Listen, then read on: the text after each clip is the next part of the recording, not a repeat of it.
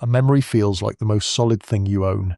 It feels like a recording filed away somewhere behind your eyes, waiting to be replayed exactly as it happened. Almost none of that is true, and the actual mechanics turn out to be stranger, and in places far more moving than the recording would ever have been. There is a man who could learn a new skill perfectly, day after day, while insisting each day that he had never tried it before. There is a smell that can undo 40 years in under a second, and a memory a person will swear to under oath, in perfect detail, that never happened at all. Over the next 2 hours we will walk slowly through 50 things.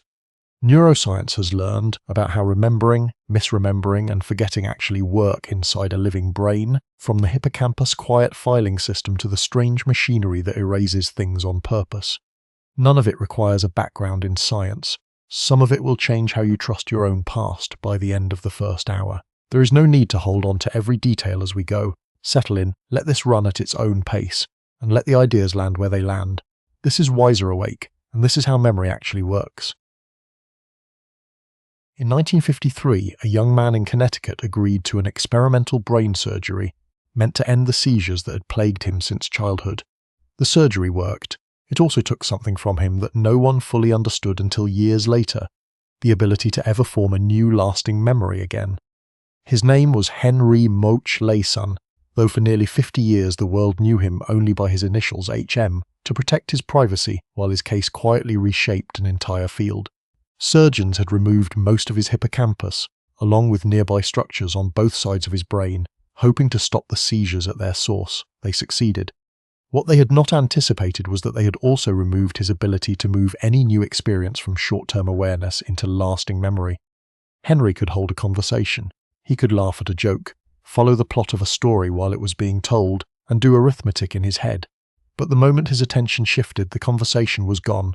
Not faded, gone, as if it had never happened. He met the same researchers thousands of times across decades and greeted each one as a stranger. He read the same magazine repeatedly, always finding it fresh.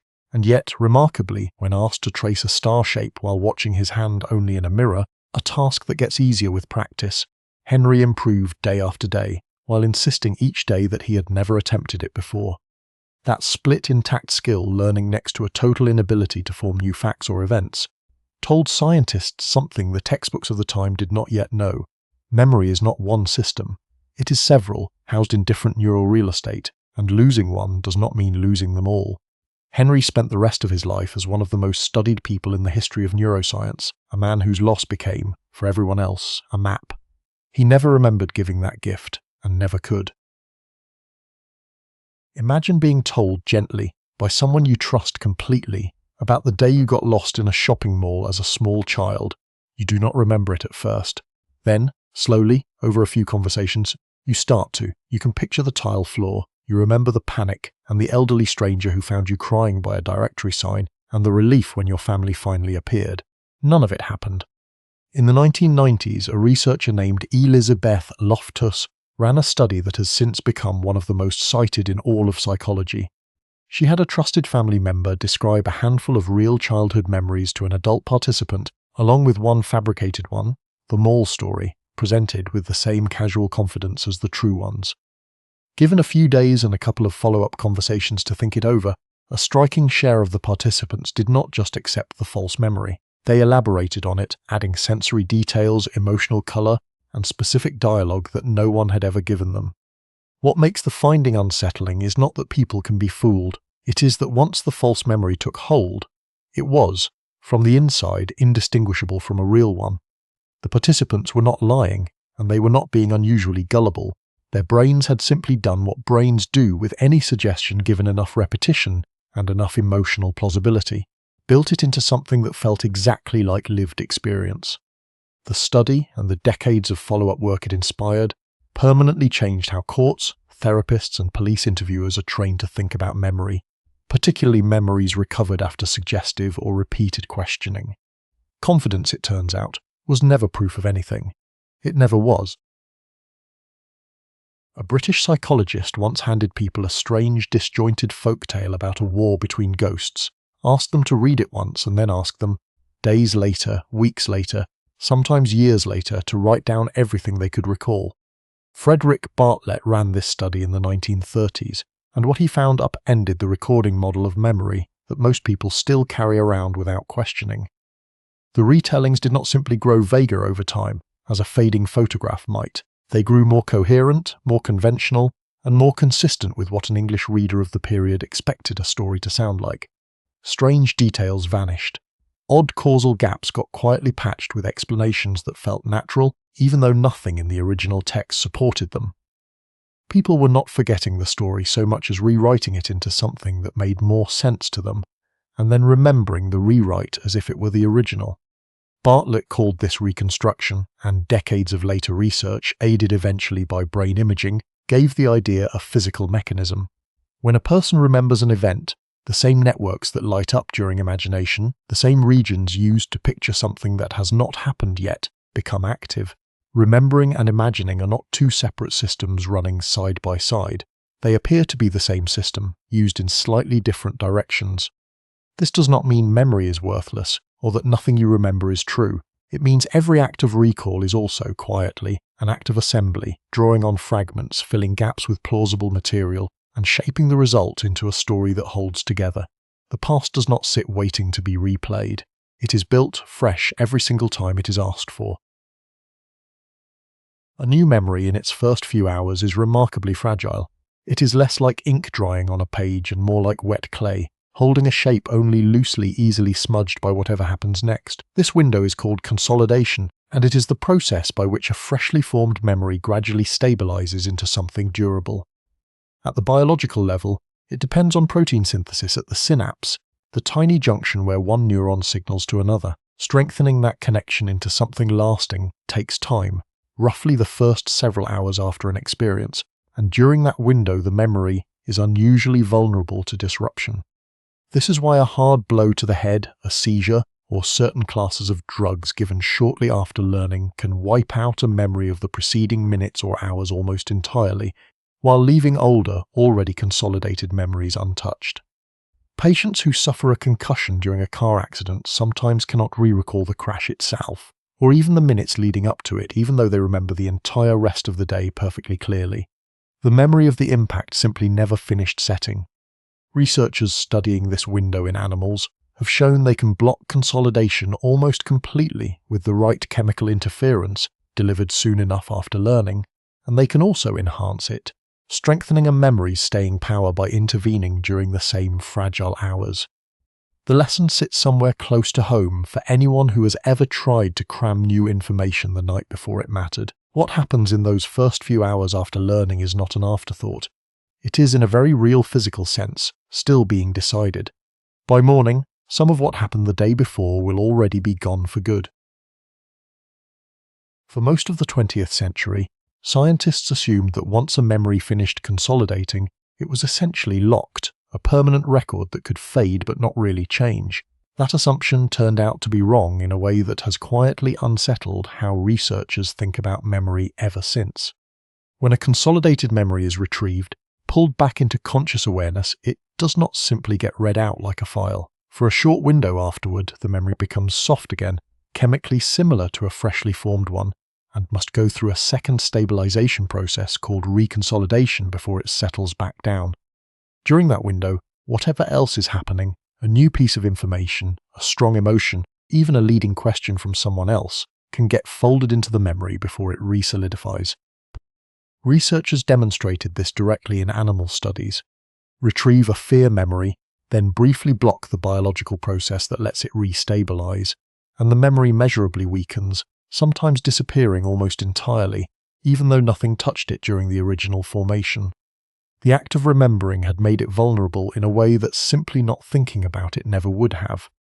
This has an odd implication for anyone who tells the same old story often.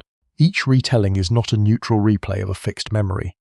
It is another pass through the reconsolidation window, another chance for the story to pick up a slightly different emphasis, a slightly rounder edge, a detail borrowed from a photograph seen since. Family stories retold for decades are rarely lies. They are simply memories that have been reopened and resealed enough times that the seams no longer show. Whatever a memory becomes, it becomes that a little more with every visit. For a long time, the hippocampus was pictured as memory's warehouse. the physical place where personal history sat stacked and waiting. That picture, while intuitive, is almost certainly wrong. The systems consolidation view treats the hippocampus instead as something closer to an index. When an experience happens, its scattered pieces, a face, a sound, a smell, a location, are processed in different parts of the cortex, and the hippocampus' job is to briefly bind those scattered pieces together under a single tag, so they can be retrieved as one coherent memory. Over the following weeks and months, that binding job gradually transfers, the connections between the cortical pieces strengthening directly with each other until they no longer need the hippocampus index at all. This theory explains something that puzzled early researchers about amnesia patients like Henry Molaison. Losing the hippocampus devastated his ability to form new memories, but it did far less damage to his oldest ones. His childhood, his early adulthood, memories that had already finished the slow transfer into the cortex, remained largely his own. It was the recent years, still dependent on the hippocampal index at the time of his surgery, that were lost most completely. The timescale of this transfer appears to stretch out over a strikingly long period, months in some studies of rodents, and likely far longer, possibly years, in humans, which is part of why some forms of amnesia show a gradient. The most recent memories vanish first, the oldest survive longest. Storage, in other words, was never the hippocampus' job at all. It was the librarian, not the library, and losing the librarian does not burn down the shelves. Somewhere in the deepest part of a night's sleep, long after conscious awareness has switched off, the brain appears to be quietly rerunning the day. Researchers recording activity directly from the hippocampus of sleeping rats found something striking. The same sequences of neurons that had fired while the animal explored a maze earlier that day fired again during slow-wave sleep, in the same order, compressed to many times the original speed. This replay was not random noise. It matched the specific path the animal had actually taken, hours earlier, while awake.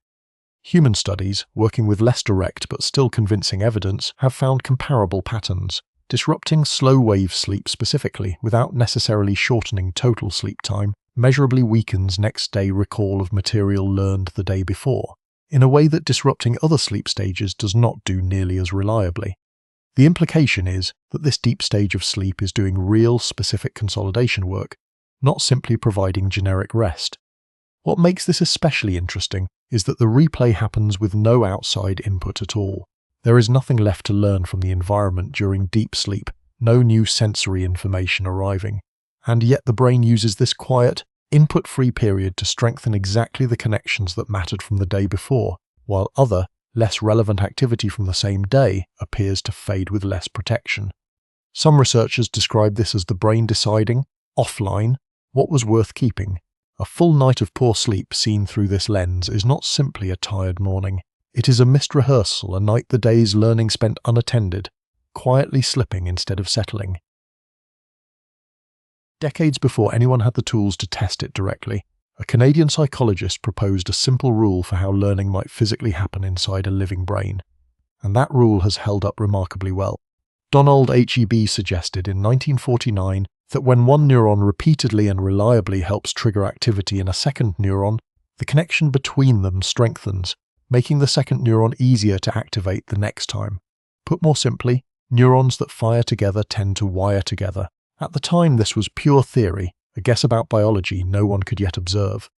That changed with the discovery of long-term potentiation, a real measurable phenomenon in which repeated stimulation of one neural pathway leaves the synapses along that pathway more sensitive, firing more strongly to the same signal than they did before.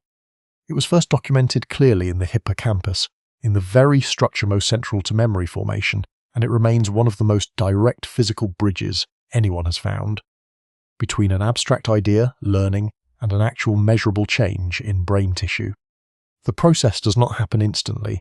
It unfolds over minutes to hours, involves changes in how many receptors sit on the receiving neuron's surface, and, in its longer-lasting form, eventually requires new proteins to be built at the synapse, tying it directly to the consolidation process discussed elsewhere in this list. Nearly every drug or intervention studied for its effect on memory, whether it helps or harms, appears to act somewhere along this same basic mechanism. A thought held only once leaves barely a trace. A thought returned to again and again begins slowly to become part of the wiring itself. Picture a mouse in a small chamber, frozen in fear, not because anything frightening is happening around it, but because a researcher has just shone a beam of light into its brain. This is not a metaphor. Using a technique called optogenetics, scientists can genetically engineer specific neurons to become light-sensitive, then tag only the particular set of neurons that were active while an animal formed a specific fear memory, say, receiving a mild shock in a certain chamber. Later, in a completely different, entirely safe environment, shining light on those same tagged neurons causes the animal to freeze in fear, exactly as if the original frightening event were happening again, right there, in a room it has never actually been shocked in. The network of neurons responsible for this is sometimes called an engram, a term that predates the technology by nearly a century, but only recently became something researchers could point to directly, rather than simply theorize about. Studies led by researchers including Susumu Tonegawa have used the approach to locate, activate, and in some cases, even artificially implant elements of a memory that never actually happened to the animal in the way the false memory now suggests. This does not mean scientists can read a memory's content, only that they can find and switch on the physical network responsible for one specific memory, distinct from the networks for other memories nearby. It is a small, precise foothold in an enormous unmapped territory, but it answers a question that used to sound almost philosophical. Is a single memory located somewhere specific in the brain? The light suggests, at least for this kind of memory, it is somewhere specific after all. A German psychologist in the 1880s decided to study forgetting the only way he trusted at the time, on himself. Hyman E. Beinghaus spent years memorizing lists of meaningless syllables, nonsense words with no prior associations to give them an unfair advantage, then tested his own recall at carefully spaced intervals afterward. What he found became one of the most durable results in all of psychology. Forgetting is not gradual and even. It is steep at first and then levels off. Within the first hour after learning something new, a substantial portion is already gone. By the end of a single day, more than half of it can be lost if it is never reviewed again. After that initial plunge, though, the rate of decline slows considerably, and whatever survives the first day or two tends to persist much longer. Ebbinghaus called this pattern the forgetting curve, and later researchers found that reviewing material at increasing intervals, rather than all at once, interrupts the curve's steepest section repeatedly, each review resetting the decay and pushing the point of significant loss further into the future. This is the entire logic behind spaced repetition, a study method now built directly into flashcard apps and language learning software, and it works precisely because it fights the curve at the moment it is doing the most damage. Cramming the night before a test does not fail because effort is missing. It fails because it front-loads all the learning into a single pass through a curve that starts collapsing within hours, with no second review scheduled to catch what falls. How many separate pieces of new information can a person hold in mind at once, actively, without writing anything down? In 1956, a psychologist named George Miller proposed a now famous answer, about 7 plus or minus 2. Miller's paper on the magic number 7 became one of the most cited papers in the history of psychology, and its number found its way into product design, phone numbering systems, and pop science writing for decades. But later, more carefully controlled research revealed the original number was likely too generous. Once researchers controlled for a trick called rehearsal, silently repeating information to keep it active, the real limit of working memory, the small mental workspace used to hold information actively in mind, looked closer to 3 or 4 independent chunks. The key word is independent. A chunk is not necessarily a single item. It can be a group of items bundled together as one familiar unit, which is exactly why breaking a long number into smaller groups makes it easier to hold on to. A 10-digit phone number as 10 separate digits overwhelms working memory quickly, but broken into 3 familiar feeling groups it barely strains it at all. Working memory capacity turns out to be one of the more stubborn limits in human cognition, resistant to most attempts at direct improvement through practice. What actually gets better with practice is not the size of the mental workspace itself, but a person's skill at packing more information into each of the very few chunks that workspace can hold. The room stays the same size. What changes is how much furniture fits into each corner of it. Show a chess grandmaster a real mid-game position for just 5 seconds, then take the board away, and they can often reconstruct the entire arrangement of pieces from memory, with striking accuracy. It looks, at first glance, like an extraordinary memory. But researchers studying this ability found something that overturned the obvious explanations. Show the same grandmaster a board with the exact same pieces, but scattered into positions that could never arise from an actual game, and their advantage collapses almost entirely, falling to roughly the same level as a casual player, or in some studies, no better than chance. Whatever made them extraordinary was tied specifically to real, meaningful chess positions, not to memory capacity in general. The explanation researchers settled on is called chunking. Years of deliberate practice let an expert see a cluttered, unfamiliar-looking board not as 32 separate pieces to memorize individually, but as a handful of familiar tactical and positional patterns they have encountered thousands of times before, patterns their brain now treats as single units rather than collections of parts. Where a novice sees pieces, an expert sees paragraphs. The same underlying mechanism shows up far outside chess. A skilled reader remembers a coherent sentence far more easily than the same number of random unconnected letters, because the sentence arrives pre-chunked by grammar and meaning, while the random letters arrive as isolated unrelated units that must each occupy their own slot in an already crowded working memory. Expertise, seen this way, does not expand the size of the mental workspace at all. It changes what counts, for that particular brain, as a single thing worth holding in it. Long before printing presses or filing cabinets, Roman orators needed to deliver hours-long speeches from memory alone, with no notes, no cards, nothing but their own recall standing between them and a public failure. The technique many of them relied on is still taught today, more than 2,000 years later, largely unchanged. The method of loci asks a person to picture a familiar physical space, a childhood home, a well-known street, and then mentally place each idea they need to remember at a specific location along a route through that space, often exaggerating each image to make it more vivid or strange. To recall the material later, the person simply walks the same route again in their mind, and each location on cue hands back whatever was placed there. Modern memory competitors, the people who memorize the order of a shuffled deck of cards in under a minute or thousands of random digits in an afternoon, rely almost universally on some version of this same technique. What is more revealing is what happens inside their brains while they do it. Neuroimaging studies of elite memory athletes during competition show unusually strong activity in brain regions tied to spatial navigation, the very same circuitry an animal or a person uses to find their way through a real physical environment. This suggests the trick works not because it is a clever shortcut invented from nothing, but because it borrows a navigation system the brain already built, long ago for a far more practical purpose: finding food, finding shelter, finding the way back home. Abstract information, it seems, remembers best when it is given a place to stand. Two groups of people watch the exact same footage of a car crash. Afterward, one group is asked how fast the cars were going when they hit each other. The other group is asked how fast the cars were going when they smashed into each other. Nothing else about the question changes. The estimated speeds do.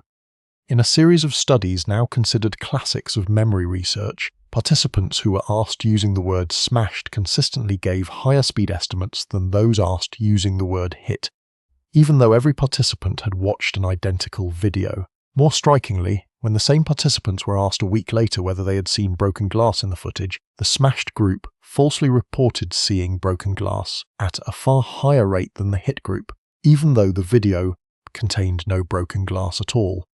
This is the misinformation effect. A single word embedded in a question, asked after an event has already happened, can measurably reshape how a witness remembers that event, not just how they describe it, but what they later believe they actually saw. The distortion is not a matter of lying or exaggeration for effect.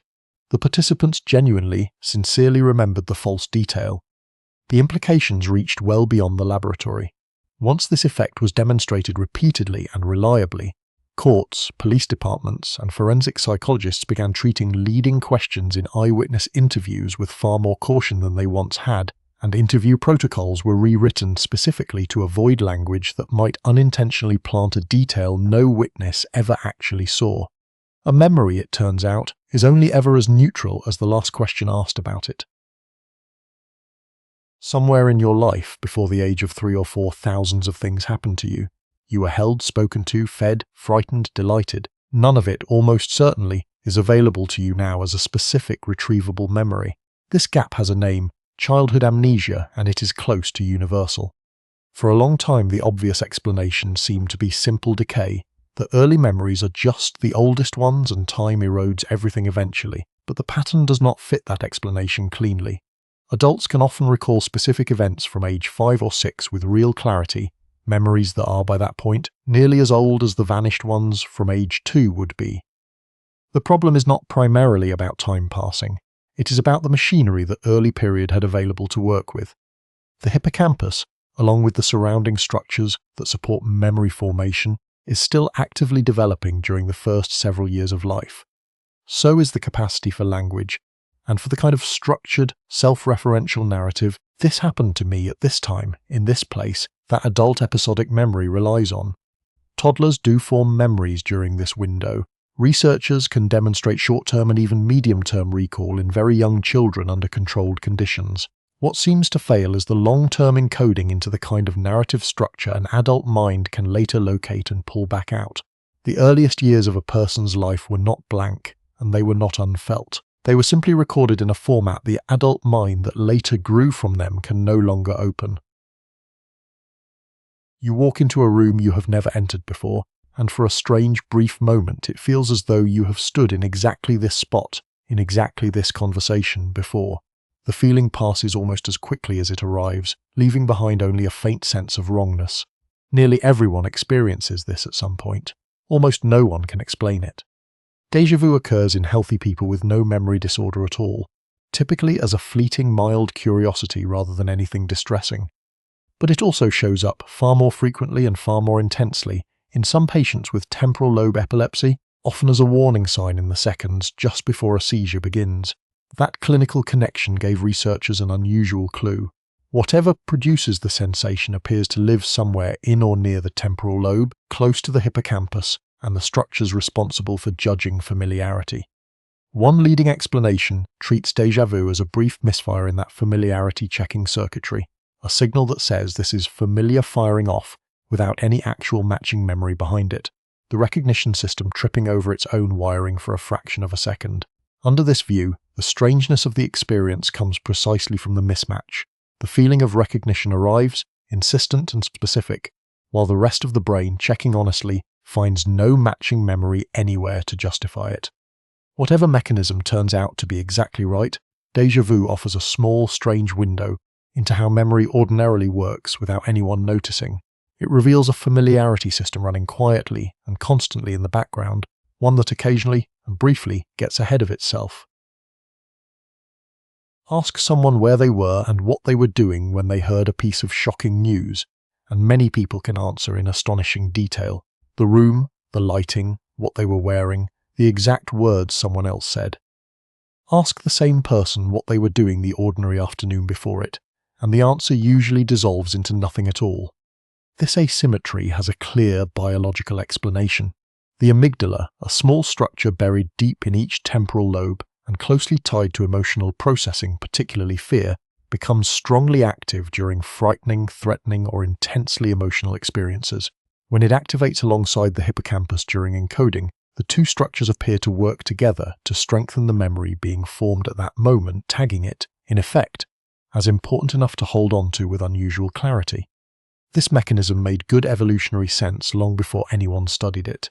An animal that remembers exactly where a predator appeared, in vivid, retrievable detail, has a survival advantage over one that forms only a vague impression.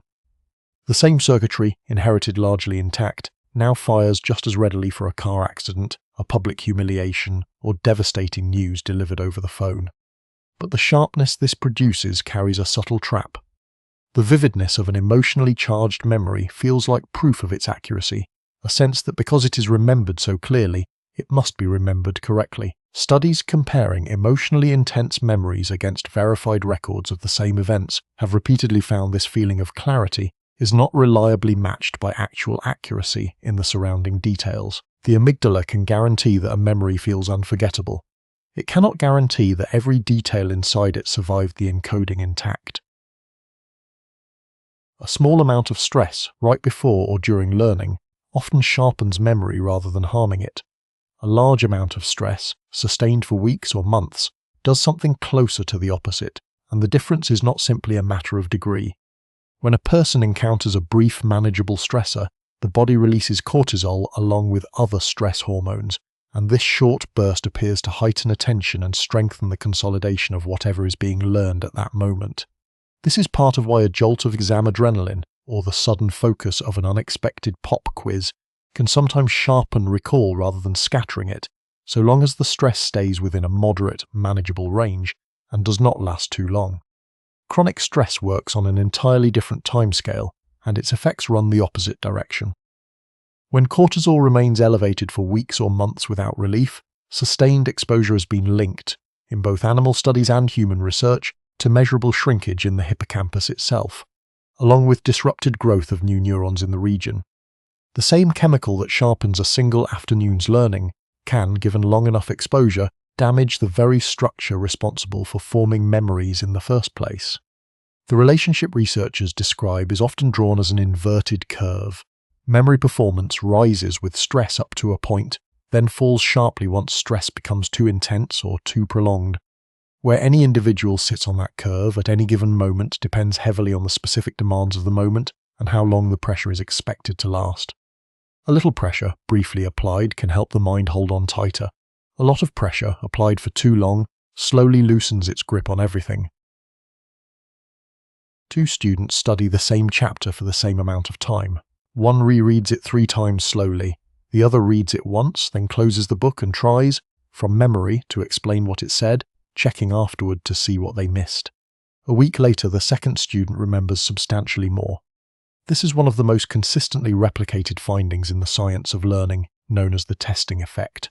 Rereading produces a comforting, familiar feeling as the material becomes easier and easier to recognize on the page, and that ease is easily mistaken for genuine mastery. But recognizing information while looking directly at it, and being able to retrieve that same information later, unaided from inside your own head, are two very different skills, and rereading trains almost exclusively the first one. Actively trying to recall information, even when the attempt fails, appears to strengthen the neural pathways used to find that information again, far more than simply re-exposing yourself to it does. Some studies have found that failed retrieval attempts, so long as they are followed by seeing the correct answer, produce better long-term retention than skipping the attempt and just rereading the answer directly. The effort of searching, even unsuccessfully, seems to matter almost as much as finding the answer itself.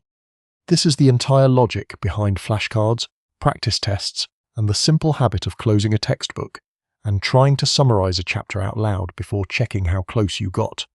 The discomfort of not knowing something for a moment, resisted by nearly every instinct that pulls a struggling student back toward the safety of the open page, turns out to be doing most of the actual work. A group of divers memorized a list of words on dry land, and a second identical list underwater, wearing scuba gear. When later tested on dry land, they recalled the list they had learned on dry land better. When tested underwater, they recalled the underwater list better, even though both lists had been learned equally well. This classic study is one of the clearest demonstrations of what researchers call context-dependent memory. Details of the surrounding environment at the moment of learning, sounds, smells, physical location, even something as broad as the underwater setting itself, get bound into a memory alongside its actual content, whether anyone intends it or not. Later, returning to a similar environment can act as a retrieval cue, nudging a memory back to the surface that a completely different setting would leave buried. A related phenomenon, called state-dependent memory, works through internal rather than external context. Studies on mood and mild intoxication have found that information learned in one internal state is sometimes recalled slightly better when the same internal state, cheerful, anxious, mildly relaxed, is reinstated at the moment of testing, compared with a mismatched state. The effects tend to be modest rather than dramatic, but they show up reliably enough across studies to be treated as real. This is part of the explanation for a familiar experience. Walking back into an old childhood home, or an old workplace, or a neighborhood not visited in years, and having a memory surface with no warning at all, one that felt completely and permanently lost until the exact right combination of walls, light and air quietly handed it back. Henry Moshley's son could not remember from one day to the next that he had ever attempted a particular test before, and yet, tested on that exact same task day after day, he steadily improved, faster hands, fewer errors, cleaner execution, exactly as anyone learning a new physical skill would. The test involved tracing a star-shaped outline while watching only his hand's reflection in a mirror, a task that scrambles a person's normal sense of direction and typically requires repeated practice to master. Henry's performance on it climbed reliably across sessions, even though each time he sat down to try it, he insisted, honestly and without any deception, that he had never seen the task before in his life. This split revealed something fundamental about how memory is organized. Declarative memory, memory for facts and specific personal events, depends heavily on the hippocampus and the surrounding medial temporal lobe, structures Henry had lost almost entirely in surgery. Procedural, through skills, habits and learned physical movements, depends instead primarily on the basal ganglia and the cerebellum, structures that remained fully intact in his brain and untouched by his surgery. These two systems can be damaged independently of each other, which is exactly what makes cases like Henry's so scientifically valuable. A person can lose the ability to consciously recall a single new fact or event, while quietly, invisibly, still learning to play a new instrument, ride a bicycle, or improve at a physical task through repetition alone, all without any conscious awareness that learning is even taking place. Memory, it turns out, is never just one thing asking to be remembered. It is at least two, and they rarely need each other at all. You know that Paris is the capital of France. You almost certainly have no memory at all of the specific moment you first learned that fact, no image of the classroom, the book, the person who told you. The knowledge simply exists, detached and freestanding, with no personal story attached. A memory researcher named Ian Tulving proposed in the early 1970s that this points to a real division within what is broadly called declarative memory. Semantic memory holds general knowledge about the world, facts, meanings and concepts stripped of any specific context about when or how they were learned. Episodic memory, by contrast, holds specific personal experiences, tagged with a sense of time, place and self. This happened to me on this occasion. The division is not just theoretical. Some amnesia patients, following particular kinds of brain damage, lose episodic memory almost entirely, unable to recall any specific personal event from before or after their injury with real detail, while their semantic knowledge of the world, vocabulary, general facts, how objects and concepts relate to each other, remains largely intact and continues to function normally. Other patients show something closer to the reverse pattern, struggling with general knowledge while retaining strikingly vivid personal recollections. This double dissociation, each system capable of being damaged independently, while the other survives, is one of the stronger pieces of evidence that knowing and remembering, despite feeling like two flavors of the same basic mental act, are handled by separable, if overlapping, machinery in the brain. Knowing that something is true and remembering the moment you came to know it turn out to be two different jobs entirely, and the brain assigns them differently enough that losing one does not have to mean losing the other. Sitting through a long, unremarkable meeting, your attention drifts. You picture next weekend, replay an old conversation, half-plan something you have not decided to do yet. From a certain angle, this looks like wasted time, a lapse in focus with nothing to show for it. Brain imaging tells a more interesting story. A set of regions collectively called the default mode network becomes especially active during exactly this kind of unfocused, inward-turned mental drifting, and, curiously, that same network is heavily involved in two other seemingly unrelated tasks: remembering personal past events in detail and imagining specific future scenarios that have not happened yet. This overlap is not a coincidence, according to several researchers who study it closely. Imagining a plausible future event appears to work, mechanically, by borrowing fragments of past experience, a familiar place, a remembered face, a previously felt emotion, and recombining them into something new. The same machinery responsible for storing your personal past turns out to be doing double duty, repurposed constantly to construct scenarios that have never actually occurred. This network is also central to prospective memory, the specific and surprisingly fragile ability to remember to do something later, take the medication at noon, call back after lunch, without any external reminder prompting it at the right moment. Mind-wandering, seen through this lens, is not simply idle time the brain fails to fill usefully. It appears to be one of the primary settings in which memory, imagination, and future planning are actively, quietly, working on the same underlying material, just without anyone consciously directing the effort. A patient describes in careful, confident detail a business trip he took the previous week, the hotel, the meetings, a minor delay at the airport on the way home. None of it happened. He has not left the hospital ward in over a month. This is confabulation, a symptom most closely associated with Korsakoff's syndrome, a condition caused most often by prolonged thiamine deficiency, frequently linked to years of heavy chronic alcohol use, which damages specific structures involved in forming new declarative memories, structures near, though distinct from, those lost in cases like Henry Moch-Leyson's. Patients with the syndrome often struggle profoundly to form new memories going forward, much as Henry did, but they also, distinctively, fill many of the resulting gaps with elaborate, coherent, entirely invented stories, delivered with no apparent awareness that anything is wrong. What makes confabulation different from ordinary lying is the complete absence of any intent to deceive. The patient is not choosing to fabricate a story to cover embarrassment or hide a gap. The part of the mind that would ordinarily check a memory against outside reality, that would notice the trip, could not have happened because the patient never left the building, appears to have gone offline entirely, alongside the memory formation deficit itself. Unable to leave the gap simply blank, the mind writes something plausible into it instead, and then, having written it, believes it completely. Researchers studying confabulation see it as a window into a normally invisible process. The brain is constantly filling small gaps in ordinary memory with plausible inference all the time, in healthy people too. Korsakoff syndrome does not create that gap-filling instinct. It simply removes the checks that in a healthy mind quietly keep it from running wild. A patient wakes after a head injury and cannot recall the weeks leading up to the accident, though everything before that stretch remains perfectly clear. A different patient, after a different kind of brain damage, remembers their entire life up to the injury in full detail, but can no longer form a single new memory going forward, not even of the conversation happening right now. These are two distinct forms of amnesia, and neuroscience treats them as fundamentally different conditions rather than variations on a single theme.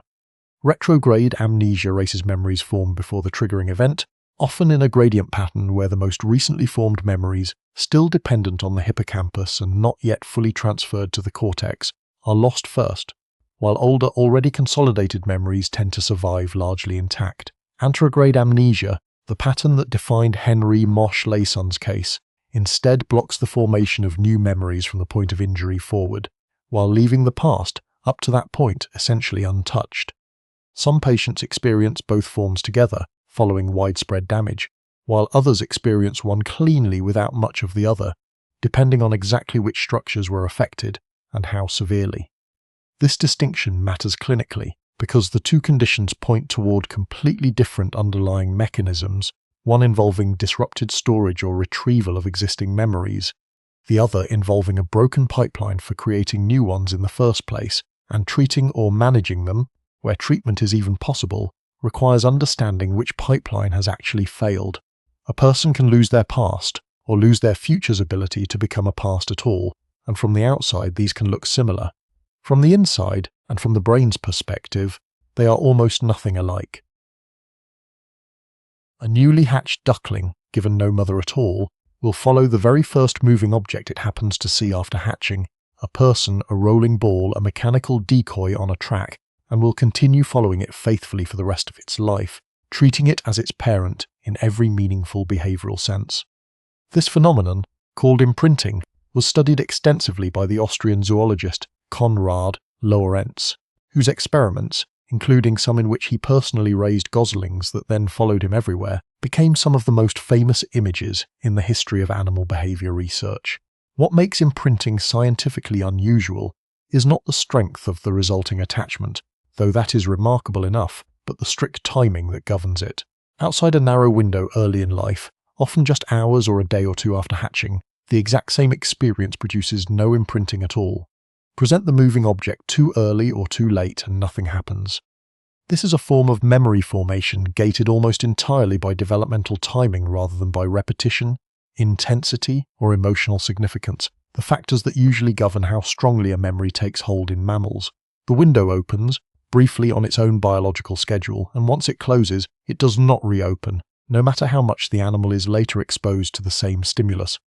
While true imprinting in this strict sense is most clearly documented in birds, researchers have found conceptually related critical periods elsewhere in development, stretches of time during which certain kinds of learning, particularly around language and early social attachment, happen far more readily than they ever will again once the window has passed. In the early 1970s, a British neuroscientist recording electrical activity from individual neurons in the hippocampus of a freely moving rat noticed something strange. A specific neuron would stay almost completely silent as the rat explored its enclosure, right up until the animal entered one particular corner. Then, and only then, that single cell would fire steadily, as though it existed for that one location and no other. John O'Keefe called these place cells, and the discovery earned him a share of the Nobel Prize decades later, in 2014, alongside two Norwegian researchers, May-Britt Moser and Edie Vard Moser, who had found a closely related second system nearby, in a region called the entorhinal cortex. Their grid cells fire not for one single location, but in a repeating, strikingly regular hexagonal pattern across an entire environment, functioning almost like an internal coordinate grid overlaid on physical space, regardless of exactly where the animal happens to be standing within it. Together, place cells and grid cells amount to something close to a biological positioning system, built into the brain long before any animal, human or otherwise, ever needed a paper map or a compass.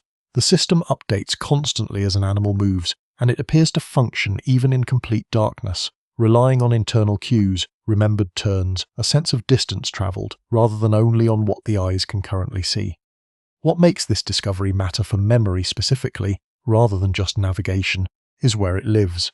The same hippocampal and entorhinal circuitry housing this spatial map is also the circuitry most central to forming new episodic memories, suggesting the two abilities, finding your way and remembering your life, may never have been entirely separate systems to begin with. The method of loci, the ancient technique of placing ideas at locations along a familiar mental route, feels at first like a clever invention, a trick someone thought up to outsmart an otherwise ordinary memory. The discovery of place cells and grid cells suggests something different. The technique may work as well as it does, precisely because it never needed to be invented from scratch at all. When researchers scanned the brains of elite memory competitors during actual competition, tasked with memorizing hundreds of random digits or images at speed, they found unusually strong activity in exactly the regions responsible for spatial navigation and mapping, the hippocampus and its surrounding structures, the same circuitry discussed in relation to place cells. Even more strikingly, some studies found this pattern held, even when the memory task had nothing to do with physical space at all, suggesting the brain was recruiting its navigation system to handle abstract information it was never originally built to store. This reframes the memory palace technique entirely. It is not simply a mnemonic trick layered on top of memory. It is closer to a deliberate act of translation, converting an abstract unstructured list, one that the brain has no natural home for, into something that resembles a physical journey through remembered space, a category of information the hippocampus has spent an entire evolutionary history becoming extraordinarily good at handling. This may also explain why the technique feels so unusually effective compared with most other memory strategies people try. It does not ask the brain to develop a new capacity it does not already have. It simply hands an old, deeply practiced system, built originally for finding the way home, a new kind of terrain to walk through. Read someone a list of 15 unrelated words, then ask them, immediately afterward, to write down as many as they can remember. Almost without exception, the words from the very beginning of the list and the very end of the list get recalled far more reliably than the words sitting somewhere in the middle. This pattern, called the serial position effect, has been demonstrated so consistently across nearly a century of memory research that it now functions almost as a baseline expectation in any list learning study. It splits cleanly into two separate causes, each with a different underlying mechanism. The advantage for early items, called the primacy effect, comes from the fact that those items had more uninterrupted attention and rehearsal time before anything else in the list arrived to compete for processing resources, giving them a head start toward consolidation. The advantage for the final items, called the recency effect, comes from an entirely different source. Those items are often still sitting fresh in working memory at the exact moment of recall, requiring no retrieval from long-term storage at all. The middle of the list gets neither advantage. By the time those items arrive, the early rehearsal window has already closed, and by the time recall is tested, they have already been pushed out of working memory by everything that came after them. Caught between the two protective effects on either end, middle items reliably suffer the worst recall of the entire list. Delaying the recall test by even a short distracting task selectively wipes out the recency advantage, since it clears working memory before testing begins, while leaving the primacy advantage largely intact. A detail that helped researchers confirm the two effects really do come from two separate underlying causes rather than one shared explanation. Learn a new colleague's phone number today, and the old number you used to know for someone else in a similar role can suddenly feel harder to recall, as though the new information had crowded it out. The old number can just as easily do the reverse, bleeding into the new one and corrupting it before it ever fully settles. Both directions of this effect have names. Retroactive interference describes new learning disrupting the recall of older material already stored. Proactive interference describes the mirror image, older, previously learned material interfering with the encoding or recall of something learned more recently. Both point toward the same underlying structural reality about how memory works. Memories are not filed away in separate, sealed compartments with no contact between them. They live in overlapping associative networks, and when two memories share enough similar features, a similar category, a similar context, a similar shape, they can genuinely compete for the same retrieval pathways. This interference tends to be strongest when the competing pieces of information are highly similar to each other, and considerably weaker when they are distinct. This is part of the practical reasoning behind spacing out similar SAR subjects rather than studying them back to back.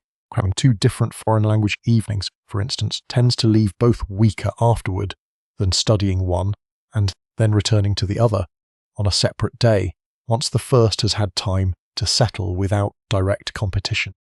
Interference is sometimes framed as a flaw in memory's design, a kind of unwanted crosstalk the system should have been built to avoid. But it may simply be the unavoidable cost of storing related information in shared, efficient networks rather than in millions of small isolated boxes that would take far more space and far more energy to maintain. Somewhere in popular imagination lives a person who can glance at any page for a few seconds, close their eyes and read the page back word for word, as if the image had been captured and filed away like an actual photograph. Despite a great deal of searching, no adult has ever been rigorously documented having this ability under controlled scientific conditions. What gets loosely called photographic memory in everyday conversation almost always turns out, on closer investigation, to be something more ordinary, if still genuinely impressive. Sometimes it describes unusually strong short-term visual recall, the kind that fades within minutes rather than persisting indefinitely. Sometimes it describes exceptional, heavily practiced skill in one narrow domain. Chess positions, card sequences, sheet music, that looks like general photographic recall from the outside, but does not transfer at all to unfamiliar material. And sometimes it simply describes a highly confident storyteller whose recollections feel more precise in the retelling than they were at the time. A small number of children do show a genuine, if fading, form of eidetic imagery, the ability to hold a detailed visual afterimage of a picture for roughly 30 seconds to a few minutes after it is removed from view. This ability appears in only a modest fraction of children tested for it, and it mostly disappears by adolescence, for reasons that are still not fully understood. The closest documented case that approached the popular idea, a woman studied for her ability to recall visual details from decades earlier, has itself faced significant scrutiny and was never independently replicated under fully controlled conditions. The evidence, taken as a whole, points in one clear direction. Memory, even at its most impressive, does not work like a camera, and it likely never has. Give one of these individuals a random date, any date at all from their adult life, and, more often than not, they will tell you immediately what day of the week it fell on, and then describe in real detail what actually happened to them that day, sometimes including the weather, what they wore, or an unrelated news event from the same afternoon. This rare condition, first documented and named in careful detail in the early 2000s, is called highly superior autobiographical memory. The small number of people confirmed to have it are not generally more intelligent than average, and notably, they do not use memory techniques like the method of loci to achieve their results. Their recall appears effortless and automatic rather than trained. What sets them apart seems narrowly confined to their own personal history. Tested on unrelated memory tasks, memorizing random word lists for instance, they typically perform in an entirely ordinary range, no better than anyone else. Brain imaging studies comparing these individuals to typical adults have found some structural and connectivity differences in regions associated with autobiographical memory and self-referential processing, though researchers are still working out exactly what those differences mean, or whether they are a cause of the ability or simply a byproduct of using it constantly for a lifetime. What makes the condition especially striking is how selective it is. These individuals do not simply have better memory in general. Their extraordinary recall seems tightly, almost exclusively, bound to their own personal timeline, as though whatever mechanism grants the ability has decided, for reasons no one yet fully understands, that a life is the one thing worth remembering in its entirety. By the time a family first notices something is wrong, a parent repeating the same question, forgetting a familiar name, losing track of an appointment more than once, the underlying disease has often already been quietly reshaping the brain for well over a decade. Alzheimer's disease follows a fairly predictable spatial pattern in its earliest stages, and that pattern turns out to matter a great deal for understanding why the first symptoms look the way they do. The damage tends to concentrate earliest in the entorhinal cortex, the region that serves as the primary gateway feeding sensory and contextual information into the hippocampus, and then in the hippocampus itself. This is precisely the pipeline responsible for forming new memories in the first place, the same general circuitry discussed elsewhere in relation to the hippocampus' role as an index rather than a permanent storehouse.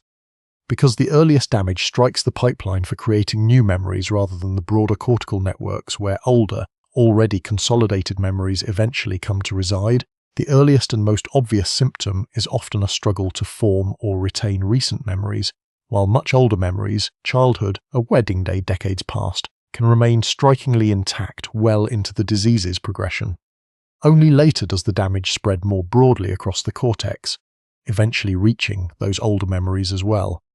This long, largely silent early period, sometimes called the preclinical phase, is now the focus of intense research interest, since it offers, in principle, the largest possible window for any future intervention to act before significant damage has already accumulated. By the time symptoms are visible to the people who love someone, the disease is rarely, if ever, at its beginning. For much of the 20th century, neuroscience operated on a firm and largely unquestioned assumption. The adult human brain is born with all the neurons it will ever have, and from that point forward the count can only go down, never up. That assumption turned out to be wrong, at least in one small but important region.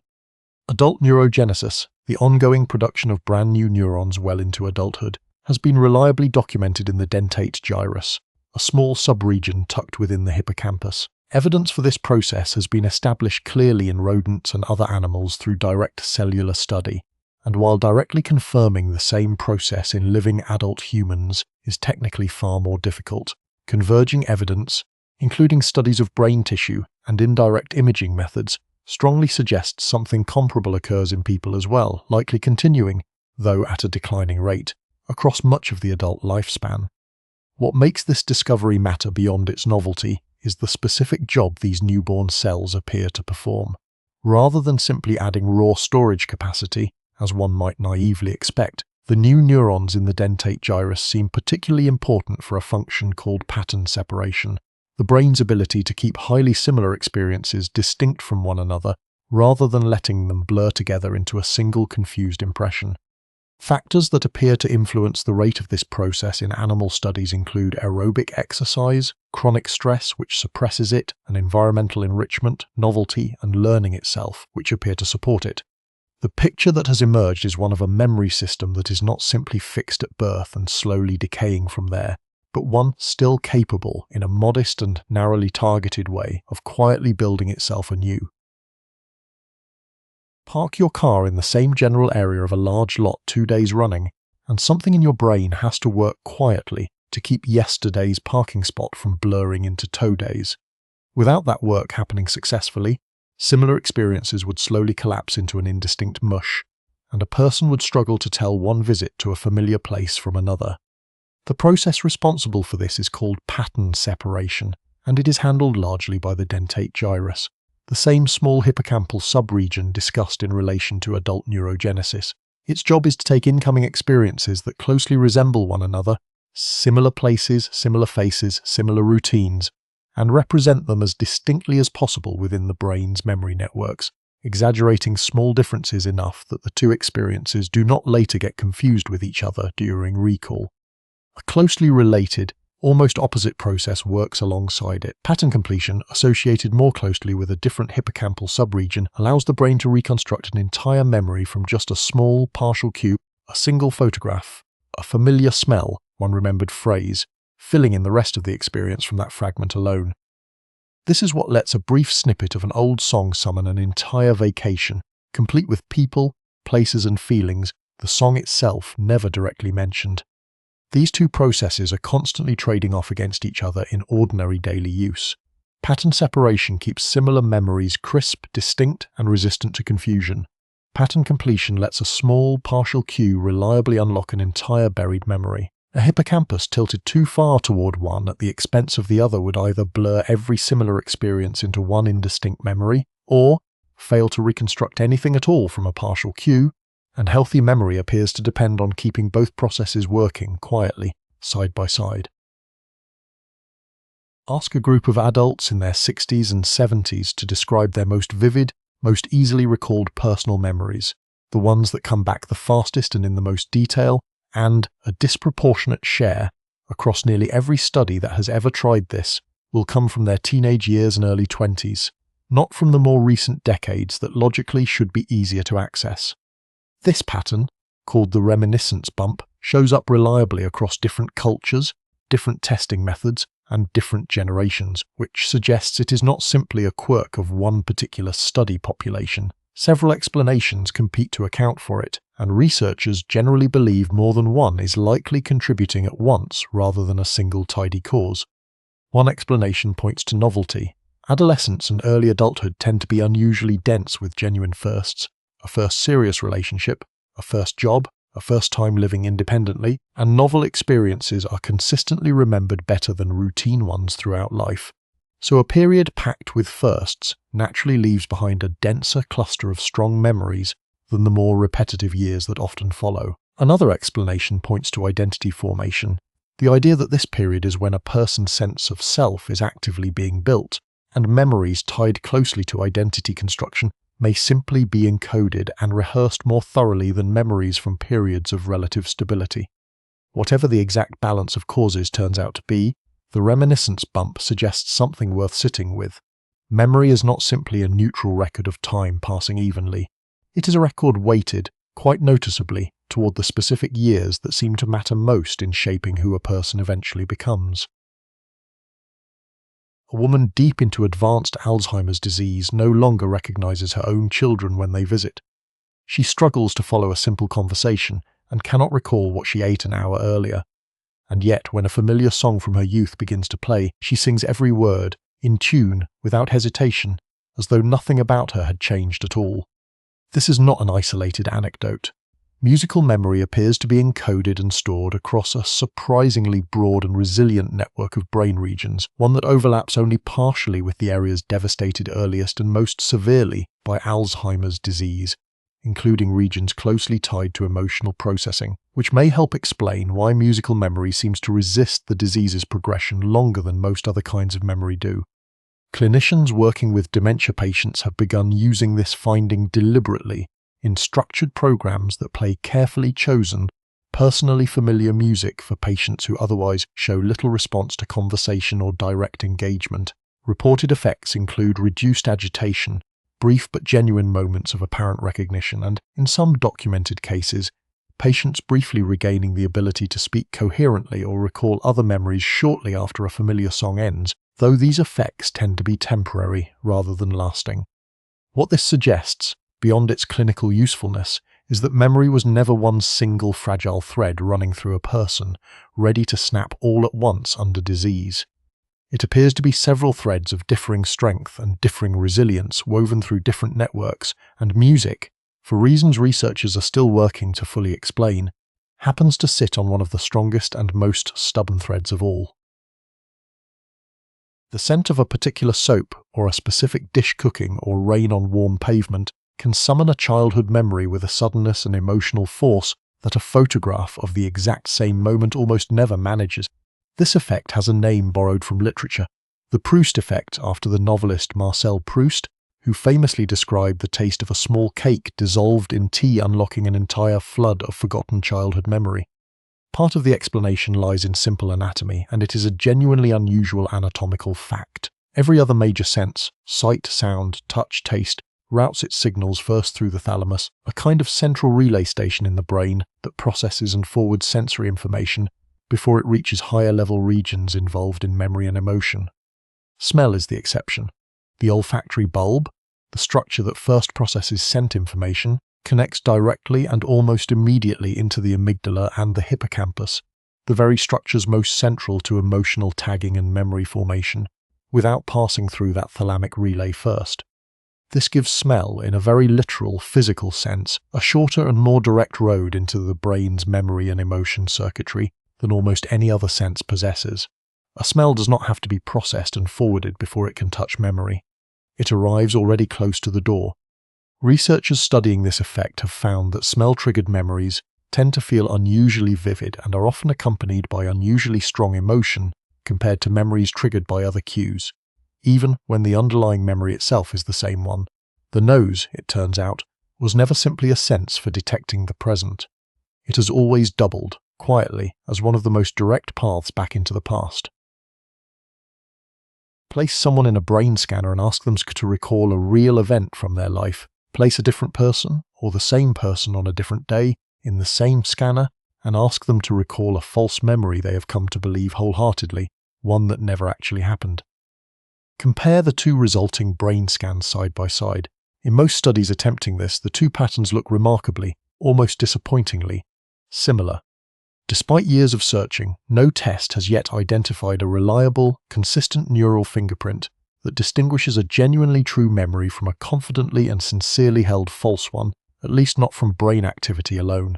Both kinds of memory activate overlapping networks involving the hippocampus, and both can arrive, subjectively, with the same intensity of confidence, vividness, and emotional weight.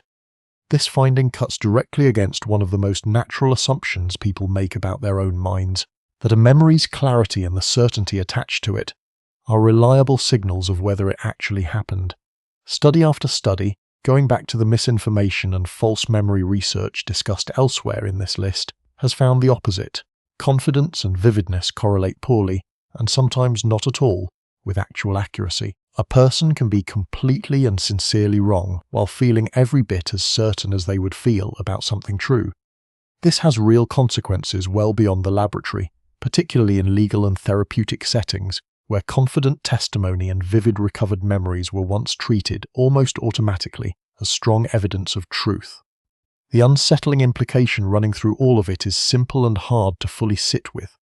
The internal feeling of remembering, however powerful it feels from the inside, is not, and has never been, proof of anything at all.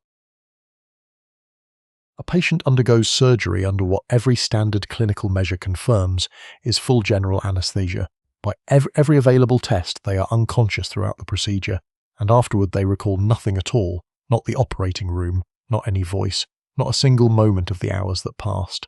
And yet, when tested later with carefully designed tasks, some of these same patients show measurable signs that something was, in fact, learned during that unconscious window.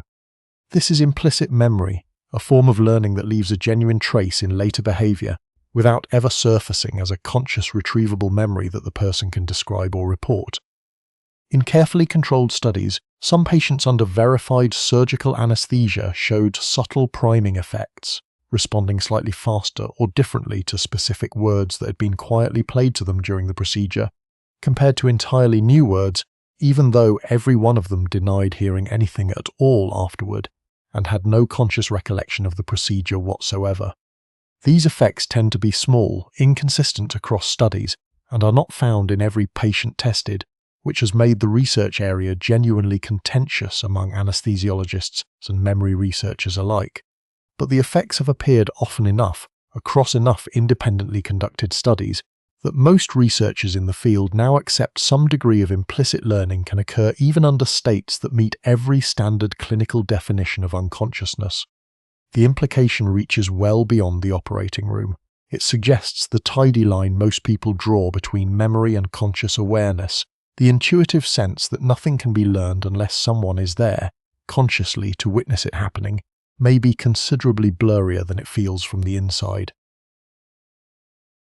A memory researcher named Daniel Schochter looked across decades of research into everything that regularly goes wrong with human memory, and instead of treating each failure as an isolated defect, he grouped nearly all of them into just 7 recurring patterns, which he called the 7 sins of memory. Some of the sins will already sound familiar from elsewhere in this list. Transience is the simple fading of memories over time, closely related to the forgetting curve. Misattribution is correctly remembering a piece of information, but incorrectly assigning it to the wrong source, recalling a fact perfectly, while forgetting whether a friend told you or you read it yourself. Suggestibility describes memories that have been altered or implanted by leading questions or outside suggestion, the same territory covered by the misinformation effect and the false memory research discussed earlier.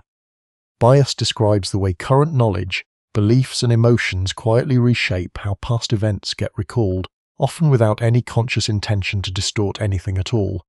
Sachter's central argument, and the part of his work that has aged especially well, was not simply that memory fails in these 7 ways. It was that each failure is likely the cost of a system built for something other than perfect fidelity, flexibility, efficiency, and the ability to generalize quickly from limited experience. A memory system that recorded every detail of every moment with total, unwavering accuracy would require an enormous amount of storage and processing, most of it almost certainly wasted on details that never mattered again. Seen this way, the 7 sins are not really evidence that memory is broken. They read more like the visible seams of a system that traded perfect accuracy for something more useful, a mind light enough and fast enough to actually live in.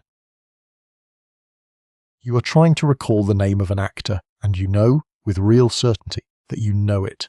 You can picture the shape of their face. You know the word has 3 syllables. You might even know it starts with a certain sound. And still, for what feels like an unreasonably long time, the actual word will not surface, no matter how hard you reach for it.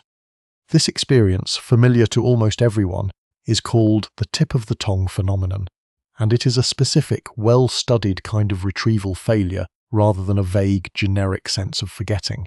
What distinguishes it clearly from ordinary forgetting is that the meaning and often quite a lot of partial information about the word's form remains fully accessible, while the exact sound structure needed to actually produce the word stays temporarily, frustratingly blocked. Research has found that this experience happens considerably more often with proper names, people, places, brands, than with common nouns describing the same underlying concept. One likely reason is that proper names typically carry little to no supporting meaning that could help pull them back up through association.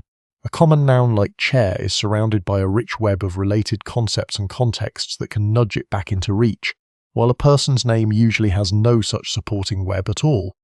The frustrating, almost physical sense of nearness that accompanies the search, the feeling that the word is right there, just past some invisible barrier, is itself a real and measurable psychological state, distinct from ordinary uncertainty, and researchers have found people are surprisingly accurate at predicting, in that moment, whether the elusive word will eventually surface on its own. Learn a new set of material, then split off into 2 groups. One group takes a short nap, somewhere between 10 and 20 minutes long. The other group stays awake, doing something quiet and undemanding for the same stretch of time. Tested later that same day, the group that napped consistently recalls more of the material than the group that stayed awake. This result has been found repeatedly enough across enough independent studies that researchers now treat even brief naps as a genuine, if modest, memory consolidation tool rather than simply a pleasant break. The mechanism appears closely related to the overnight sleep processes discussed elsewhere in this list. Even a short nap seems capable of triggering some of the same neural replay and consolidation activity scale that a full night of sleep produces on an asnalo, just compressed into a much smaller window. The timing of the nap relative to learning appears to matter a great deal. The strongest effects in most studies show up when the nap follows and soon after the learning session, while the new material is still sitting in its most fragile, unconsolidated state, the same vulnerable window discussed earlier in relation to consolidation more broadly. A nap taken many hours later, once the material has already had time to settle on its own, tends to produce a smaller benefit by comparison. Some studies have also found that naps containing even a small amount of deeper, slower wave sleep produce stronger memory benefits than naps that stay entirely in lighter sleep stages, which lines up neatly with the broader research on slow wave sleep's specific role in consolidation. A short rest in the middle of the day, it turns out, is not simply time taken away from learning. For a freshly formed memory, it can be time spent quietly finishing the job. A person experiences something genuinely upsetting during the day. The next morning, after a full night's sleep, they can still recall exactly what happened, in just as much detail as before. But something about how it feels to recall it has quietly softened overnight, even though nothing about the facts of the memory has changed at all. Researchers studying emotional memory across sleep have repeatedly found this pattern.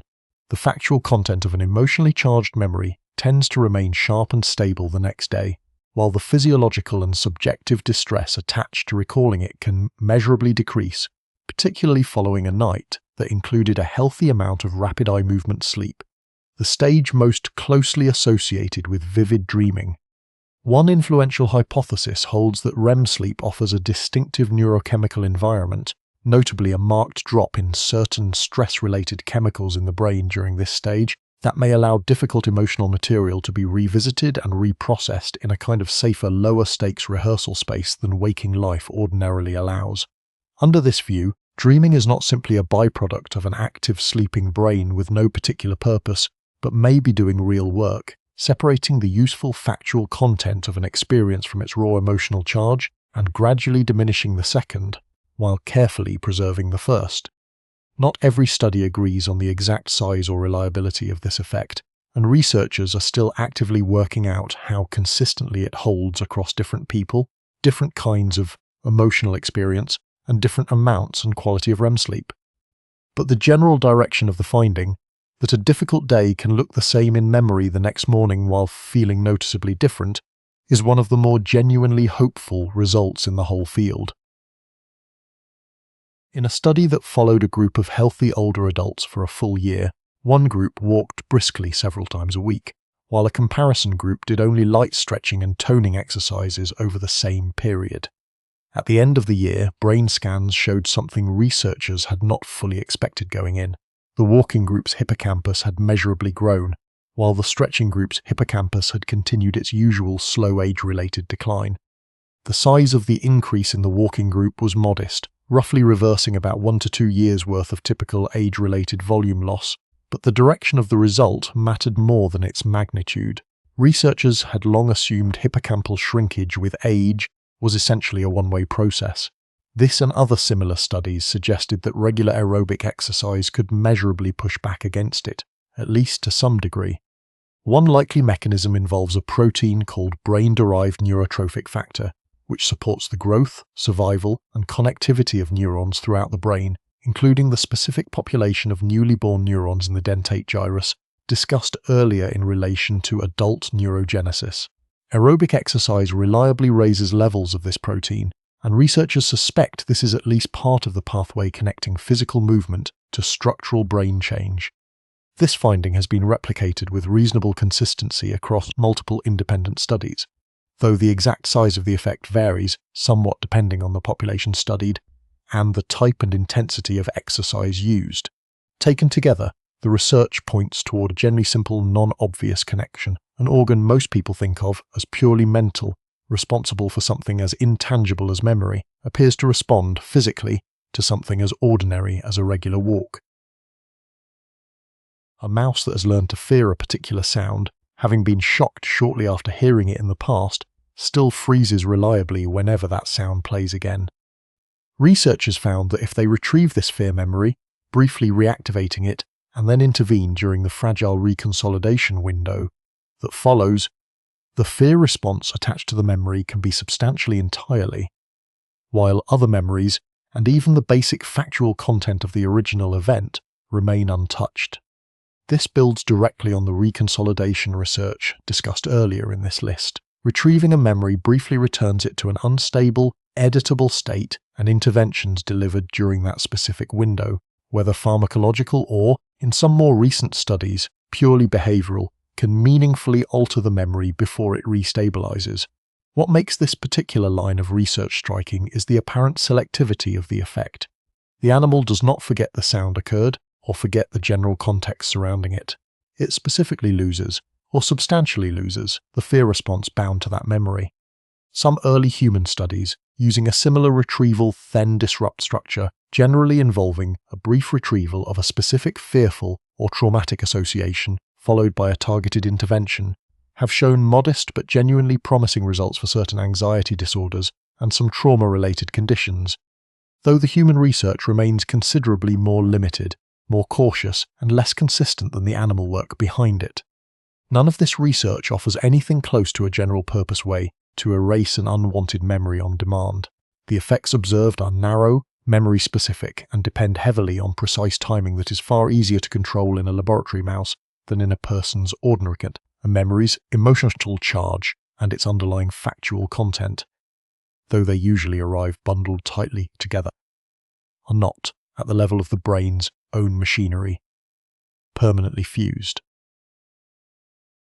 A Russian journalist sitting in on a routine memory experiment in the 1920s was handed a long list of random words and numbers, read aloud once and asked to repeat them back.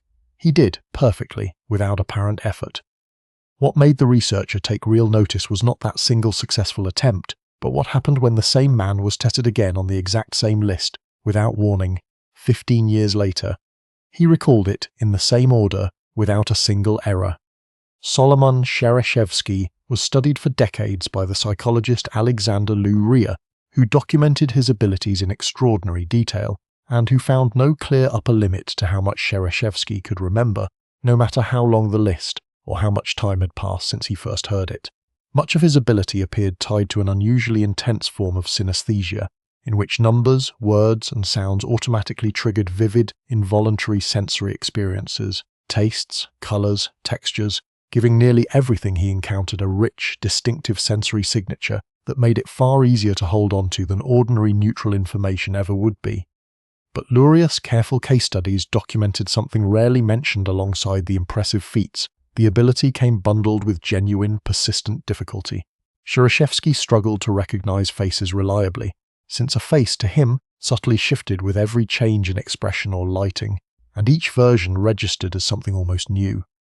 He also found it unusually difficult to think in abstractions, to grasp the general point or moral of a story, because he could not stop himself from remembering every single specific irrelevant detail along the way, with nothing quietly filtered out or forgotten to make room for the bigger picture.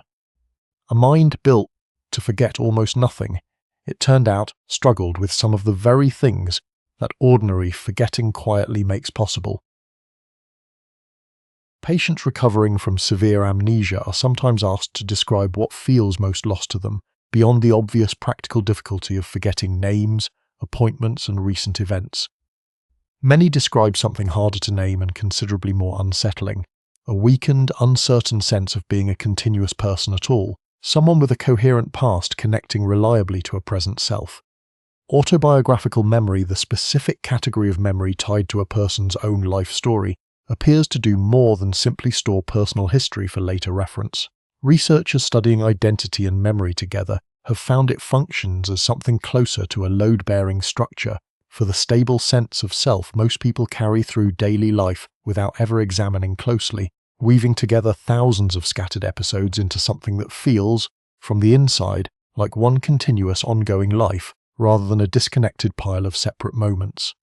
Severe disruption to this system can leave a person's intelligence, personality, and core values remarkably intact, as it did for Henry Moch-Layson and for many other documented amnesia patients, while badly damaging their ability to answer a deceptively simple question, even when asking it only of themselves: who have I been, across the years that made me who I currently am.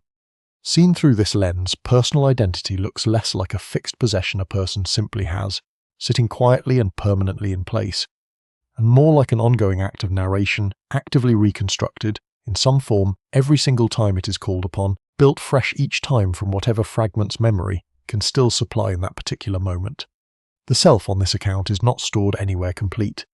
It is assembled quietly and continuously out of exactly the same reconstructive machinery discussed throughout this entire list.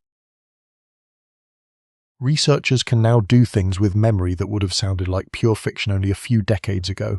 They can locate, with precision in animal studies, the specific network of neurons responsible for one particular memory. They can watch that network light up under a scanner during recall. They can even switch the memory on artificially, using nothing but a beam of light, causing an animal to behave exactly as though the original experience were happening all over again.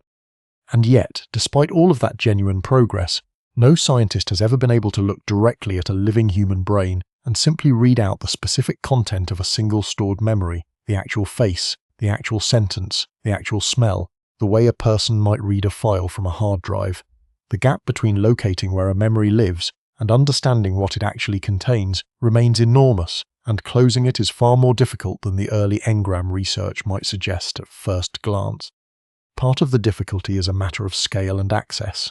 The techniques that allow researchers to tag and later reactivate a specific engram in a mouse generally require invasive genetic and optical methods that cannot ethically or practically be used in a living human brain. Human researchers are largely limited to far less precise tools, external imaging, occasional recordings during unrelated medical procedures that can show broad patterns of activity but cannot yet decode fine-grained content the way animal studies sometimes can.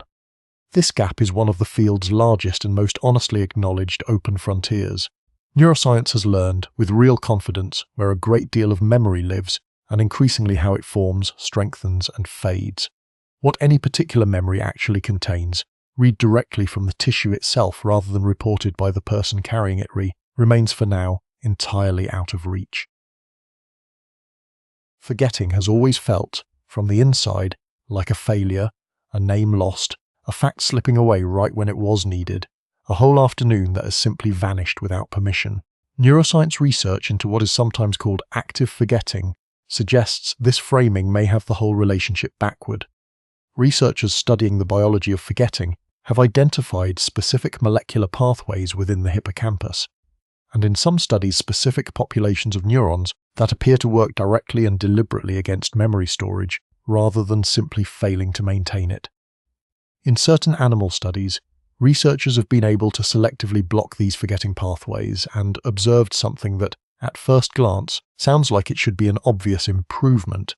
Memories that would ordinarily fade lasted measurably longer than they normally would, yet several of these same studies also found signs of impaired learning and behavioral flexibility in the animals afterward, as though a mind that could no longer forget efficiently also struggled to update and adapt as easily as it once had. This lines up closely with the case of Solomon Shereshevsky discussed earlier in this list, whose famously near-total inability to forget came paired with genuine difficulty extracting the general point from specific detail, and with several of the 7 sins of memory research discussed elsewhere, which frame nearly every one of memory's apparent flaws as the cost of a system built for flexibility rather than perfect fidelity. Seen through this research, forgetting looks less like a failure of an otherwise perfect storage system, and more like an active, biologically maintained feature that keeps a crowded, constantly accumulating mind usable, clearing away irrelevant detail so that whatever actually matters stays findable. A brain built to remember absolutely everything would not be a stronger mind carrying a heavier load. The evidence gathered across this entire list suggests it would very likely be a far more disabled one, buried under its own unfiltered past. 50 ideas, and every one of them points back to the same quiet truth. A memory was never a recording, and it was never meant to be. It is closer to something rebuilt a little differently every time it is asked for, by a brain that cares far more about being useful than being exact. That is not a flaw hiding inside an otherwise perfect machine. It is the design itself, worked out over a very long evolutionary history, favouring flexibility over fidelity at almost every turn. Somewhere in what you have just heard is a man who improved at a task he could never remember trying, a mall that never existed but felt as real as any true memory ever has, a smell with a shorter road to the past than sight will ever have, and a molecular system quietly working inside your own hippocampus right now, whose entire job is to help you forget. None of that should feel like bad news. A mind that forgot nothing at all, that held on to every detail with equal weight, would not be a sharper mind. It would be a mind with nowhere left to put anything that actually mattered. You will forget most of this by tomorrow, and that is exactly as it should be. What tends to survive is rarely the exact wording, and almost never the precise order things arrived in. What survives, if anything does, is a rough shape, a feeling that something in how you understand your own remembering has shifted a little, in a direction that will be hard to fully unnotice. That is enough. That was always going to be enough. Thank you for spending this time with Wiser Awake, and for letting your own memory do, quietly, exactly what it was built to do with all of this.